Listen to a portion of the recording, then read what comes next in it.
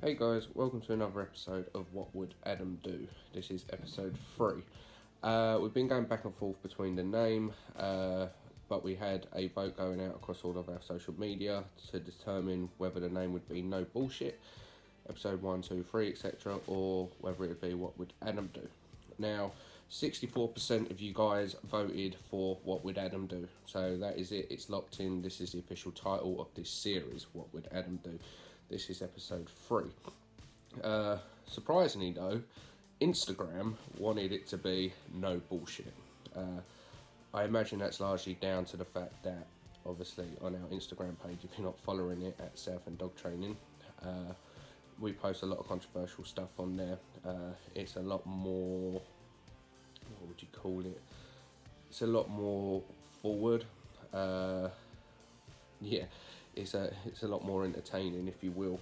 We try to focus on our Facebook page, more educational purposes, more dog training content and things like that. But on Instagram, we do a lot of posts that ruffle some feathers. So if you're interested in that, it's at Southend Dog Training. But yeah, the majority of people on Instagram wanted it to be No Bullshit, but we've gone with the majority. 64% of the people wanted this episode, this series, to be titled What Would Adam Do? So going forward, that's what it is. Right, into the nooks and cranny of it, because of course this is all about answering you guys' questions. So today's question is from a Pauline White, and it comes from Facebook.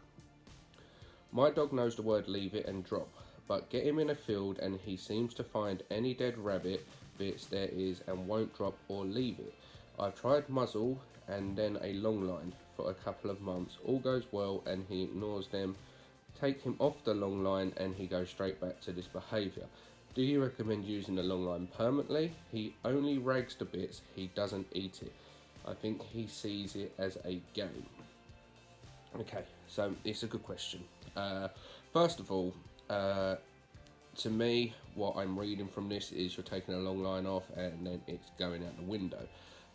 You want to look at the long line with a dog similar to that as stabilisers on a bike with a child. Yeah, if you take them off and the child clearly can't ride the bike, keeps falling off the bike, generally means the child wasn't ready to have the stabilisers taken off. Very much the same as a dog.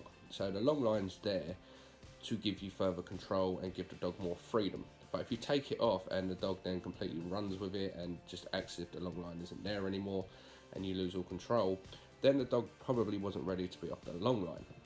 Now, one of the things I would do as well, which is relatively inexpensive, but I think it's a fantastic technique for just proofing leave it, is I would go onto Amazon, I would type in vibration collar, remote vibration collar, and I would order a vibration collar in the region of 25-30 quid. Make sure it's a vibration collar and not one that has a shock option, because at that price, if it's got a shock option or a stim option, it's going to be far too intense, far too hot for a dog. And if you got it, there's a chance that you may be tempted to use it, and we would never endorse a collar that cheap. But with a vibration collar, we felt high-end ones that cost 200 quid, and we felt the 30 quid ones that cost 200 quid. And apart from battery life and better quality of build, the vibration itself all feels the same. So we will often use a £30 vibration collar because it feels the same as a £200 vibration collar. But the vibration collar is very, very simple. What you do, stick it on the dog, right? When the dog goes to pick up something, have it on the long line. When it goes to pick up something he shouldn't, say leave it.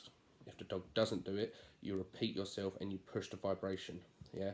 What this will do is it will startle the dog. If the dog doesn't like the sensation of the vibration, which many dogs don't, often now you've created a more negative association to the word leave it, and the dog's more likely to do it.